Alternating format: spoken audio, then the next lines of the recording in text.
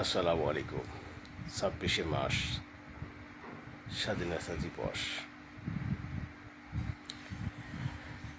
আজকের এই আনন্দ আসলে কী দিয়ে পালন হবে জানি না। সবাই তো ঈদের কেনাকাটা, ঈদ নিয়ে ব্যস্ত।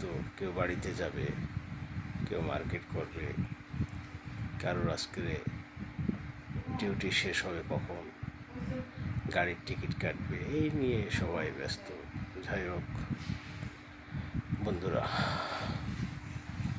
সবাই সবার জায়গা থেকে আমরা যেন ভালো থাকি, সবাই সবার প্রতি খেয়াল রাখি, মানবতার দৃষ্টিতে সবাই আমরা সবাইকে দেখব, এই চেষ্টা করবেন।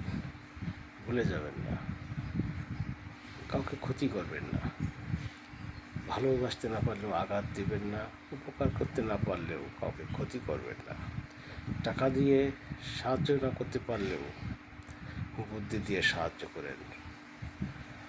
আমি আর বেশি কিছু বলবো না। 26 মার্চ স্বাধীনতা দিবস।